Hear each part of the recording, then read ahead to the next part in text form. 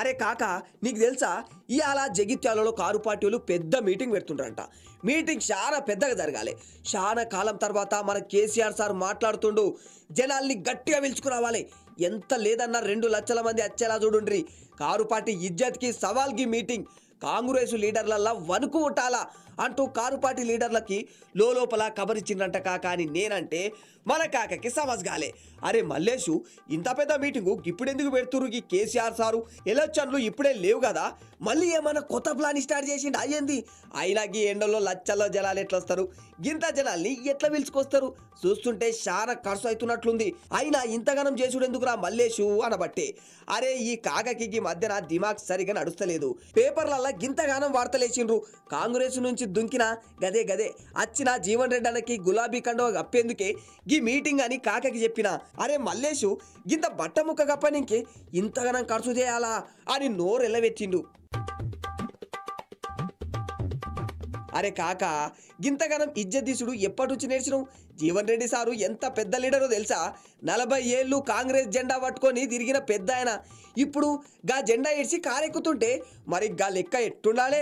Jeevan Reddy sir అచ్చుడంటే బలం వచ్చేందుకు పార్టీకి పెద్ద సూది మందు పొడిచినట్లే తెలుసా? అంత లేకపోతే గ్యాల పబ్లిక్ మీటింగ్లా పెద్ద సారు కేసీఆర్ సారు ఉత్తినే మాట్లాడతాడు అయ్యింది. అరే కాక, 2 సార్ల నుంచి కాంగ్రెస్ వాళ్ళు అరే కేసీఆర్ సారు అసెంబ్లీకి రావాలే కదా, వచ్చి పతిపచ్చ లీడర్గా మాట్లాడతావేమోనని ఎదురు చూస్తున్నాం.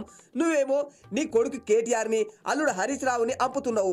ఇంతగానం పిలుస్తున్నాం, ఒక్కసారన రారాదే అని అన్నా కూడా కేసీఆర్ సారు ఉల్కుతలేదు, పలుకుతలేదు. పార్టీ వాళ్ళు మాత్రం మా సార్ ఎందుకు వస్తారు, ఆయన లెవెల్కి తగ్గట్లు అధికార పక్షం వాళ్ళు ఉండాలి కదా అని రాగాలు తీస్తున్నారంట కాక. అసొంటిది జీవన్ రెడ్డి సార్ని పార్టీలోకి పిలిచడానికి గింత పెద్ద సభ పెట్టిండ్రు. మరి మన కేసీఆర్ సార్ లెక్కే వేరనుకో కాక. అన్నట్టు కాక, ఈ సభకి గదేందో పేరు పెట్టిండ్రు. యాదికొచ్చే ప్రజా ఆశీర్వాద సభ అని పేరు పెట్టిండ్రు. జీవన్ రెడ్డి సార్కి గులాబీ కండువ అప్పుడే కాదు, ఇగో చూడుండ్రి గింత పెద్ద మనిషినిగా కాంగ్రెస్ వాళ్ళు చక్కగా చూసుకోలేక బయటికి వచ్చేలా చేసుకునిండ్రు. పార్టీల సీనియర్లు అన్నాక ఇజ్జత్ ఇయ్యాలే, లేకుంటే కథలు ఇట్లనే ఉంటాయి. పాపం జీవన్ రెడ్డి సారు పరేషాన్ అవుతుంటే నేనే మనోన్ని గదే కేటీఆర్ని గీ సారద్ద కంపిన అని జనాలకి చెప్తాడేమో కాక. అయినా గే పార్టీలు అయినా సీనియర్లకి ఇజ్జత్ ఇచ్చుడో తీసుడో మామూలే కదా కాక. బరాబర్ చెప్పాలంటే కారు పార్టీలో కూడా మాకు ఇజ్జత్ ఇయ్యలేదని గా కేశవరావు సారు, కడియం సారు, మొదట్లో కోదండరాం సారు బయటకు వెళ్ళినోళ్ళే కదా. వాళ్ళు ఎట్లా వెళ్ళిండ్రో గీ జీవన్ రెడ్డి సారు అట్లనే బయటకు వచ్చిండు అంతే. ఇందులో పెద్ద ఫరక్ ఏమున్నదో నాకైతే అర్థం కావడం లేదు కాక. అయినా కాక, ఈ కారోళ్ళు పెద్ద సభ పెడతారంటేనే నాకు టెన్షన్ అవుతుంది. సభ ముగిసినాక మళ్ళీ ఎవరు పెద్ద ఆయనకి లెటర్లు రాస్తారో అని. అరే బీఆర్ఎస్ 2025 ఏప్రిల్ 27న వరంగల్ జిల్లా హన్మకొండ సమీపాన ఎల్కతుర్తి అద్ద సిల్వర్ జూబ్లీ సభ పెట్టిండ్రు.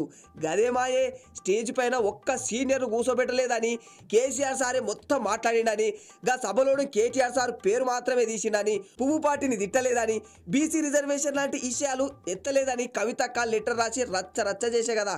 జనాలు గదెట్లా మరుస్తారు? పాపం కల్వకుంట్ల కుటుంబంలో గప్పటి నుంచే కదా గలాట శురువైంది.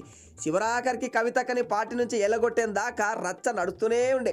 ఇప్పుడు మళ్ళీ గంతే పెద్ద సభ అంటుండ్రు. మరి గిదే గలాటకు దారి తీస్తుందో అని పార్టీ వాళ్ళు అనుకుంటున్నారట కాక. అరే ఎల్కతుర్తి సభ గీ సభ ఒకటేనా? 2 వేరు కదా అంటావా కాక?